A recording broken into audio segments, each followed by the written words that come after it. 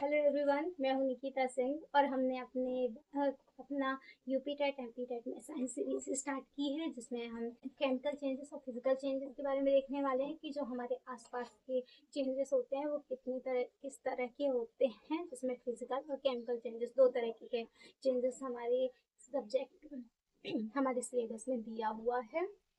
अब देख लेते हैं सबसे पहले फिजिकल चेंज। फिजिकल चेंज में क्या होता है, जो भी हमारे आसपास के परिवर्तन होते हैं, जैसे कागज का काटना या फिर इन सब में, तो ये किस तरीके के चेंजेस होते हैं। जंग लगना, ये किस तरह के चेंजेस होते हैं, इनको बताने के लिए फिजिकल और केमिकल दो तरह के चेंजेस होते हैं। जिसमें फिजिकल चेंज की बात करूँ तो इसमें भौतिक गुणों में परिवर्तन होता है, यानी कि इसके आकार, रंग, रूप इनमें चेंज हो जाता है, या फिर उसके टेम्परेचर में चेंज आ जाता है, जिसे वापस हम वैसे ही अपनी पहली यूनिट पहले की तरह ला सकते हैं। इसे कह देते हैं फिजिकल चेंजेस, यानी भौतिक परिवर्तन। और इसमें ये अस्थाई होता है, रिवर्सिबल होता है, यानी प्रोडक्ट्स वापस रिएक्टेंट में बनाया जा सकता है। रिएक्टेंट से प्रोडक्ट में वापस बनाया जा सकता है, प्रोडक्ट से वापस रिएक्टेंट में आया जा सकता है, ये रिवर्सिबल होती है। जिसके एग्जाम्पल हैं मोमबत्ती का पिघलना, धातु का पिघलना, यानी इसके सिर्फ आकार में चेंज हो रहा है। मोमबत्ती का पिघलना, जैसे पिघल कर वापस इकट्ठी हो गई तो उसे हम वापस एक सांची में रखकर वापस गोल या फिर उसकी आकृति को वापस वही जगह में ला सकते हैं ना।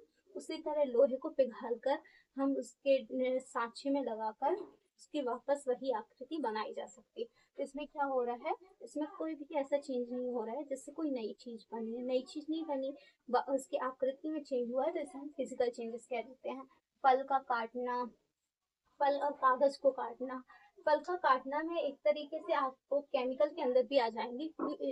फल का काटने में फल के काटने में आपका फल के काटने में या फिर कागज के काटने में क्या जाएंगे आपके फिजिकल चेंजेस के अंदर।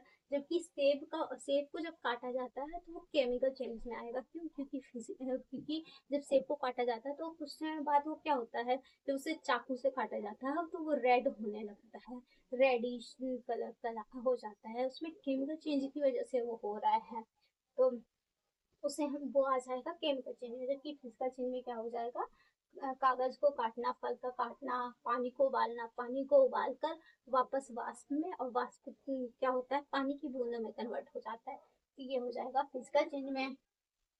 कांच को टूटना, इसमें आकृति का चेंज हो रहा है।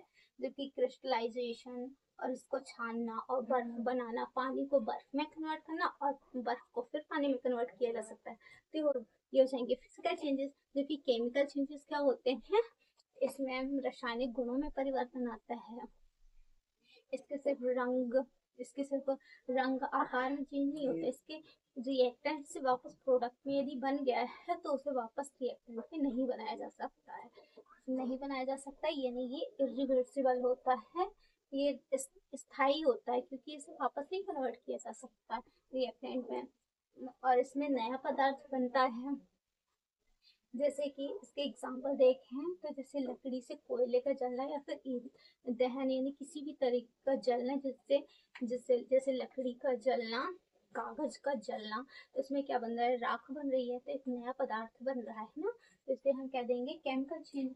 गोबर से मीथेन गैस निकलना, या फिर मीथेन वही गैस जिसमें मोदी जी ने कहा था कि गटर गटर के पानी से बना सकते हैं, तो वो चाय बनाने का बाद में देखेंगे टॉपिक। वही वाली गैस है जिसमें जुगाली करते हुए जो जानवर होते हैं उनसे भी मीथेन गैस निकलती, तो किसकी वजह से होता है, केमिकल चेंजेस की वजह से होता है। अब श्वसन को देखें, श्वसन में जिसमें CO2 और O2 इन्वॉल्व होती हैं, और पाचन में जिसमें HCl होता है हमारे स्टमक में। पाचन क्या करता है, कॉम्प्लेक्स पार्टिकल को सिंपल पार्टिकल में कन्वर्ट करता है, और उससे नया प्रोडक्ट बनता है। और फल का पकना, भोजन का बनना भी आपका इसी में आ जाएगा।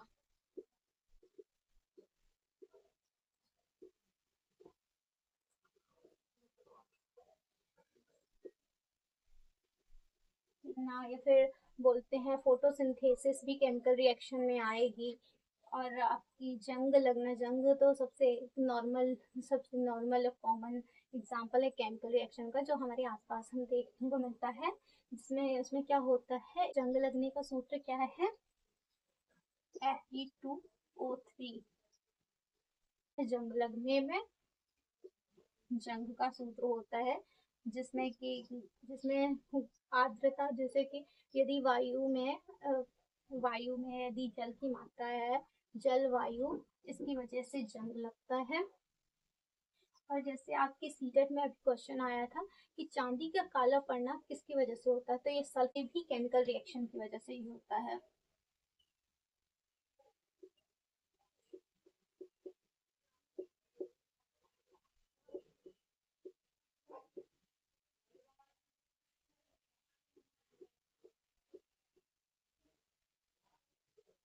इसमें कौन सा तत्व होता है, सल्फर ऑक्साइड की वजह से ये होता है, सल्फर की वजह से। जिसमें क्वेश्चन आपके सीटेट के क्वेश्चन में आया था आपका कि चांदी का काला पड़ना किस एलिमेंट की, किस तत्व की वजह से होता है, तो ये सल्फर की वजह से होता है। तो इस तरीके से हमारा केमिकल चेंजेस और फिजिकल चेंजेस कंप्लीट होता है, जिसमें हमने फिजिकल चेंजेस, केमिकल चेंजेस के बारे में देखा, केमिकल चेंजेस के बारे में देखा। तो तब तक तो यहाँ पर हमारा ये टॉपिक कंप्लीट होता है। अब तक आप लोग पढ़ते रहिए और खुश रहिए।